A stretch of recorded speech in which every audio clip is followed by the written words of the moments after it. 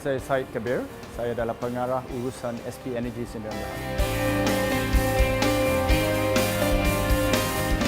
We set up 11 years ago, focusing on power generation, and that's my nature of business, to do power generation using gas engines or biogas engines in various plantations, industrial sectors.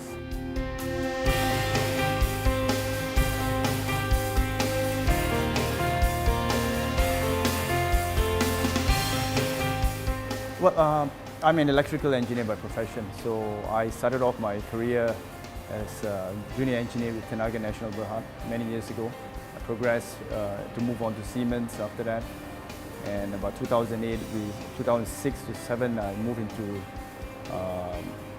this business of power generation.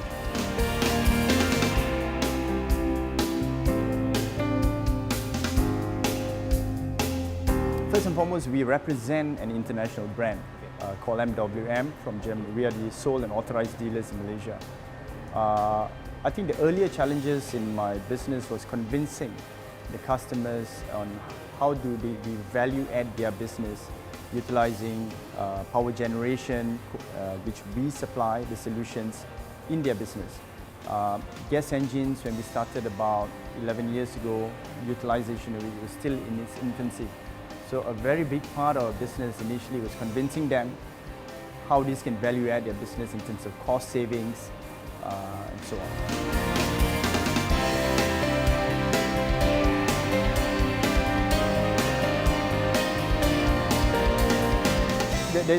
There is some difference in between diesel engine and gas engines. Diesel engines uses diesel as its fuel source. Gas engine uses natural gas, or if it's biogas, we use renewable energy biogas, for example, from palm oil mills or from landfills and all this thing. So we are in two, you can say, sectors. One is in the renewable energy sector, where, for example, palm oil millers are able to harness the energy potential from their palm oil mill effluent to generate gas, which we in turn use to generate power, which they can feed back and sell it back to the grid. The other area basically is in cogeneration, where we are in industrial. For example, in the glove industry, where we generate power from natural gas and we recover all the heat which is produced by the engine to value add their process, which means that in the end of the day, there is cost savings for them.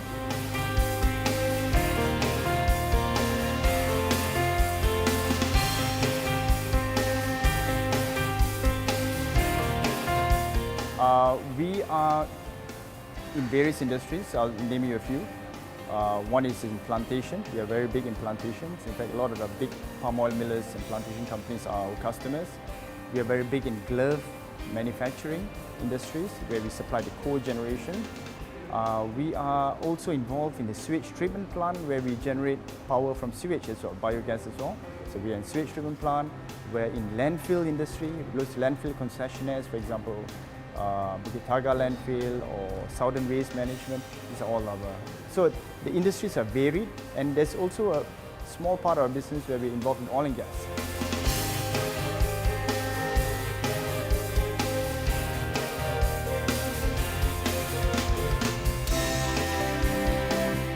Opportunities knock on your door a few times in your life. If you have the entrepreneurial spirit, you should be able to know when is the right time to grab that opportunity. So about 11 years ago, an opportunity presented itself to me, and I've always wanted to do something on my own, and this was also related to what I have been doing in the past. So I grabbed it and we moved on from that.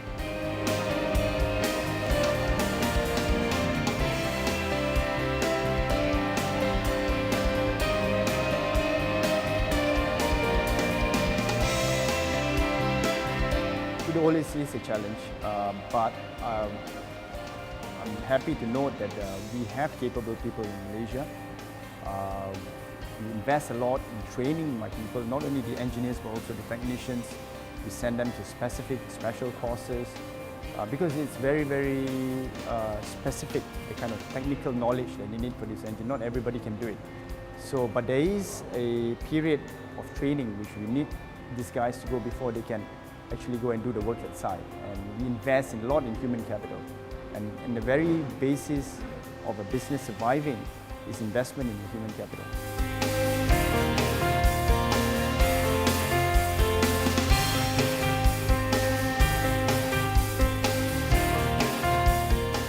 There is some form of technology transfer. We are dealers for a German-made engine, and our engineers are sent to Germany to go through their training program, and before they get authorized to be able to handle these engines, whether it's for pre-commissioning or it's for servicing. So they have various training courses which they have to attend, and this is part of the technology transfer which we have.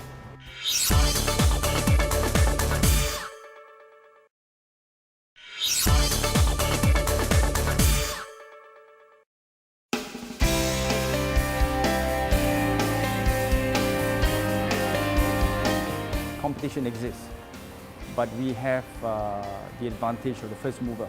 11 years ago, these competitors were not there. So we were there first, and it's important to be in the business in the beginning. It's good, yeah? So we already have our base customers. We build on that. The question right now is to move to the next part of the business, which is putting proper systems in place, having good workforce to be able to handle the after sales of these engines. At the end of the day, our customer needs these engines running, because that's revenue for them.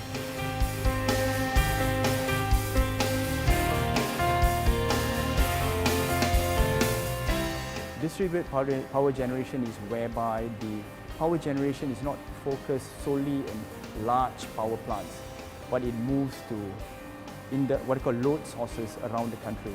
It's a much more efficient way in generating power, right? It brings the power closer to the consumers and customers. I see it moving that way. The other area basically is when it comes to renewable energy. Malaysia, we have about 550 palm oil mills. Each and every one of these 550 palm oil mills can potentially generate 2 megawatts of power. Now, what is 2 megawatts power, you may ask me? That's enough to power up about 1,000 houses. 1,000 houses. Now, if you can harness all these 500 mills to generate power, our dependence on fossil fuel will reduce. And we are on our way, on our path to be a country that propagates renewable energy. And this is just one of the areas of renewable energy where Malaysia is potentially can be very big in it.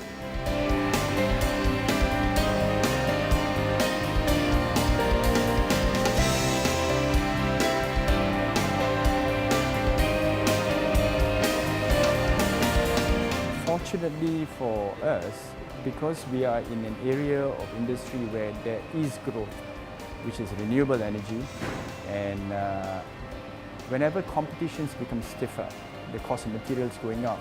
When it comes to industry, they try to reduce their operational expenses, and that's what we bring to our customers in the industry.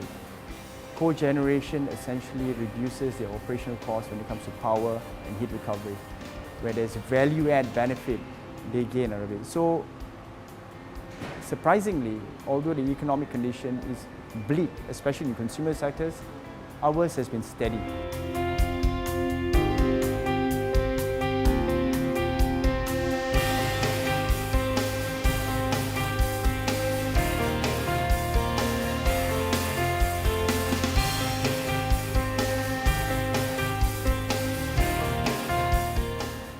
We have about 60 megawatts of installed power around Malaysia, and it's Menanjung and Sabah.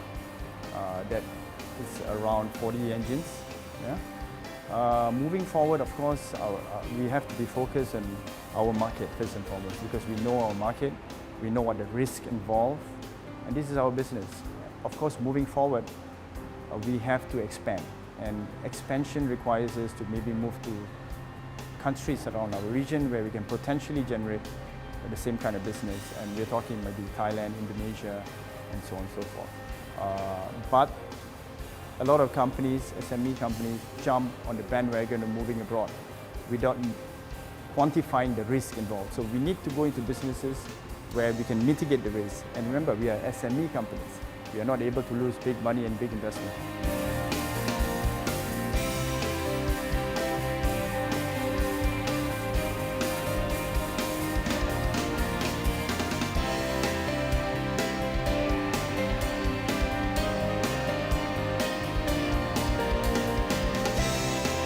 Well, foremost, I mean, if you want to go abroad, first and foremost, you need to have presence that requires people to be there. That's an investment, offices, tools, equipment. We are in bricks and mortar business. Yeah? The other area is that we need to understand the business. So we do not want to go and invest in something where there is sovereign risk, for example, where the government may change a policy overnight. So we have to look at it on a case-to-case basis.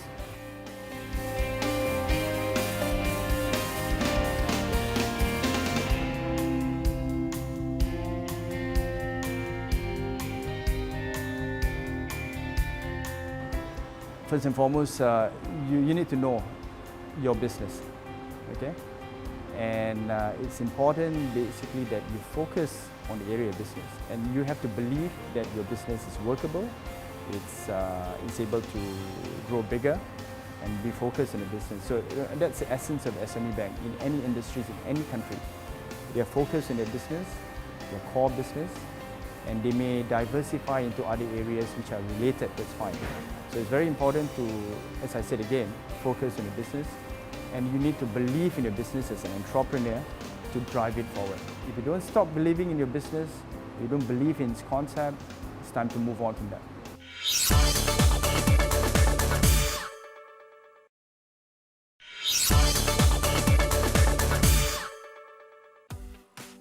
Okey, bertemu kembali dalam Sukses. Anda saksikan sebentar tadi cerita tentang SP Energy ini, syarikat yang menarik. Saya pergi sendiri ke kilang tersebut untuk melihat bagaimana enjin ini diselenggara, dan juga enjin ini diambil daripada Jerman, dan juga enjin ini digunakan di dalam banyak industri, antaranya industri sawit di negara kita, dalam pemprosesan, dan juga industri pemprosesan sistem pepejal juga di negara kita. Satu industri yang saya kira mempunyai potensi yang agak luas.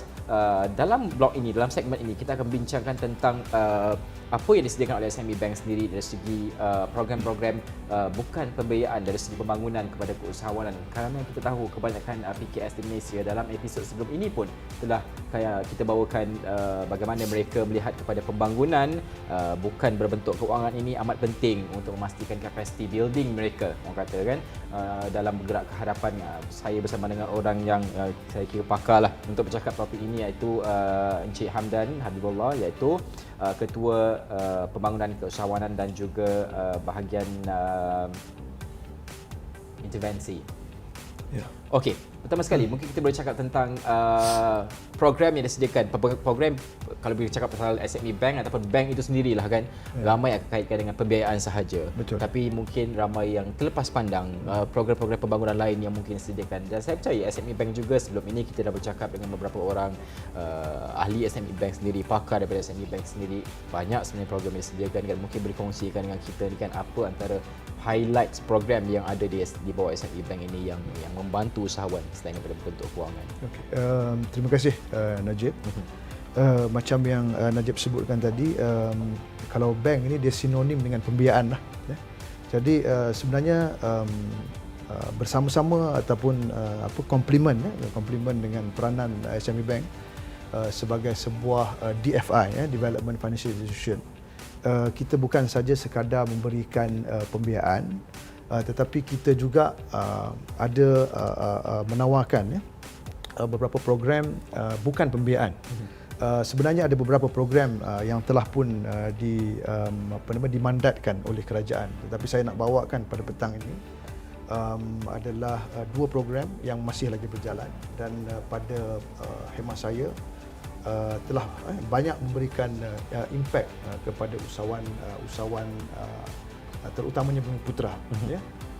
Yang pertamanya, kalau boleh saya kongsikan, adalah Entrepreneur Premises Program, yang mana kita menyediakan lot-lot kilang di seluruh Malaysia. Kita ada lebih kurang 440 unit lot kilang di seluruh negara. Kita tawarkan kepada usahawan-usahawan yang mempunyai potensi untuk berkembang, dan mereka itu pada stage yang mana mereka perlu memiliki ataupun mempunyai ruang yang luas, yang mencukupi untuk mereka beroperasi. Itu yang pertama.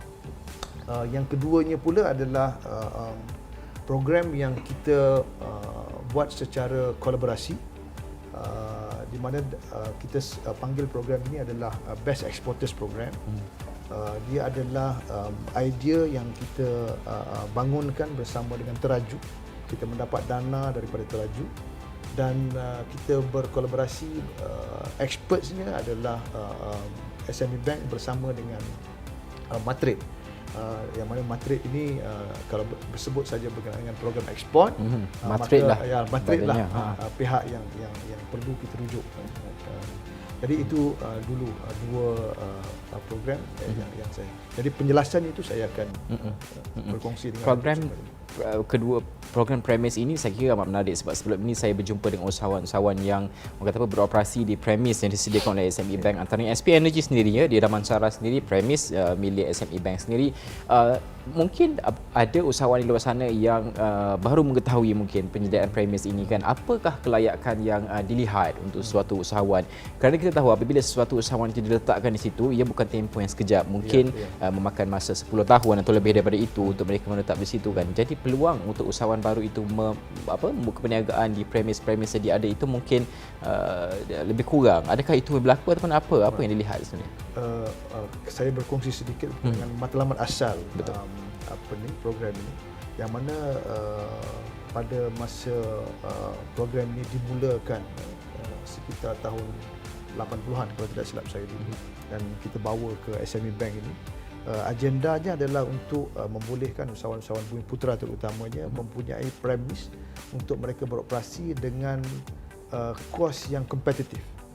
Sebab banyak sebenarnya lot-lot kilang di luar sana, tetapi apabila ianya ditawarkan dengan kadar komersial, maka dia akan meningkatkan kos perniagaan itu sendiri. Jadi dekat sinilah peranan SME Bank adalah untuk kita facilitate, untuk memudahkan mereka mendapat ruang untuk berniaga ataupun dia punya kilang dia bagi memproses pengeluaran dan juga sebagainya dengan kadar yang lebih kompetitif. Sebab kalau dibandingkan, Najib mungkin boleh semak, kalau dibandingkan dengan kadar di pasaran, ianya adalah lebih rendah, sedikit rendah berbanding dengan kadar lot-lot komersial yang ditawarkan oleh pihak-pihak yang lain. Jadi mereka ini, kita mencari mereka ini pertama yang mempunyai potensi untuk dibantu, sebab di dalam program entrepreneur premise program ini sendiri, dia bukanlah sekadar kita beri dia ruang dan sewa, tetapi kita packagekan sekali dengan capacity building. Kita akan pastikan mereka ini diberikan latihan. Begitu juga mereka ini diberi akses yang lebih mudah untuk tujuan pembiayaan. Jadi ini kita gabungkan bagi memastikan matlamat mereka untuk duduk di dalam premis itu tercapai. Tempoh graduasi ini sebenarnya bergantung. Ada yang kita tetapkan 5 tahun, ada yang melebihi 5 tahun, tetapi kita akan pantaulah untuk setiap tahun mereka beroperasi.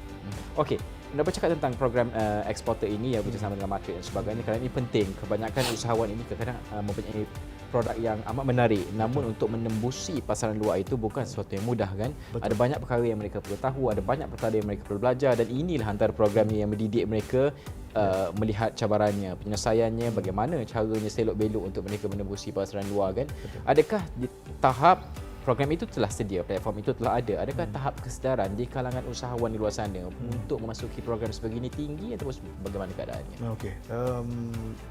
Kita berterusan, secara berterusan kita menerima permohonan daripada usahawan-usahawan. Cuma program ini dia khusus untuk syarikat-syarikat yang bukan di dalam food and beverage. Jadi maksudnya selain daripada food and beverage, maka mereka adalah layak untuk memohon untuk menjadi peserta dalam program ini. Sehingga kini kita dah ada 65 syarikat yang berada di dalam program ini yang kita pantau dia punya prestasi dari setiap bulan lah sebenarnya prestasi. Dan pada saya yang unik berkenaan dengan program ini adalah kita juga menawarkan business coaching daripada kalangan business coaches di SME Bank. Dan kita tambah lagi daripada situ adalah kita panggil Trade Accelerator. Trade Accelerator ini kebanyakannya adalah daripada mereka yang pernah bekerja sebagai Trade Commissioner.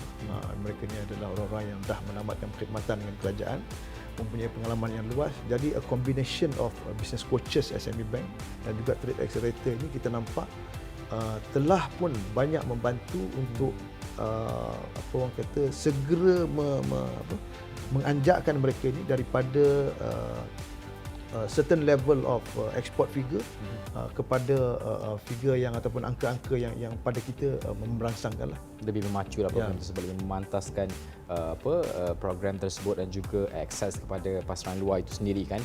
Okey, tadi apabila bercakap tentang pemantauan terhadap prestasi usahawan yang mengeksport di luar sana, pastilah ada data yang berjaya digarap daripada program ini kan. Apa sebenarnya melihat kepada data-data ini berdasarkan SME yang sudah pun berjaya keluar, yang hendak keluar ini, di mana ataupun apa bentuk kelemahan yang perlu dilihat oleh PKS di luar sana untuk penambahbaikan sebelum mereka sebenarnya bersedia untuk ke pasaran luar sebenarnya? Okey, sebelum mereka ini masuk ataupun menyertai program, kita membuat audit sebenarnya. Buat audit tentang dipanggil export readiness audit, kebersediaan syarikat-syarikat ini dalam mengeksport. Jadi dari situ dia akan melihat kepada technical, pengurusan dan juga keuangan.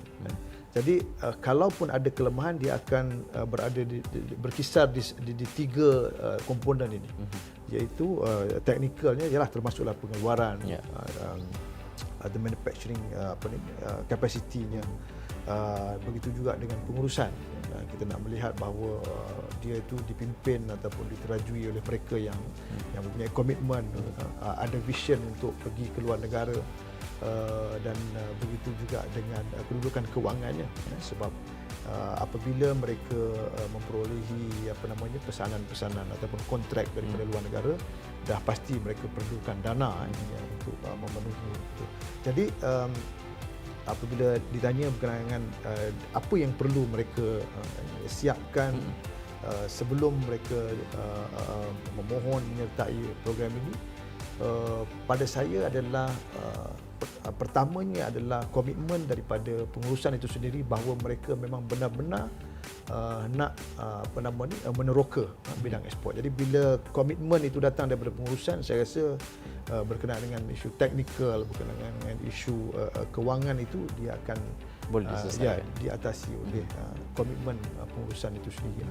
Itu antara perkara yang perlu dilihat oleh PKS di luar sana yang mungkin ada niatnya untuk mengekspor, ada visinya, misinya jelas untuk mengekspor, namun mungkin kelemahan dari segi teknikal yang saya kira ada di mana-mana syarikat, cuma penyelesaiannya itu sama ada berkesan ataupun tidak, ataupun penyelesaian itu berbentuk satu jangka masa yang panjang ataupun tidak, itu yang perlu diperhatikan oleh PKS sebelum memohon program-program seperti ini. Itu antara program yang disediakan di bawah SME Bank. Terima kasih kerana bersama dengan kami pada jam ini membincangkan tentang program-program pembangunan keusahawanan bukan berbentuk kewangan daripada SME Bank untuk sama-sama menjayakan mandat SME Bank dalam membangunkan SME ataupun PKS di Malaysia. Okey, sukses berakhir di sini untuk minggu ini. Kita akan berjumpa minggu hadapan dengan lebih banyak cerita kejayaan PKS di Malaysia, apa yang mereka mahukan, kejayaan mereka, onak-liku mereka, jatuh bangun, dan juga apa yang disediakan oleh SME Bank dalam menjayakan mandat mereka dan membangunkan PKS di Malaysia sebagai tulang belakang ekonomi negara. Saya Najib Arif, jumpa minggu depan. Assalamualaikum warahmatullahi wabarakatuh.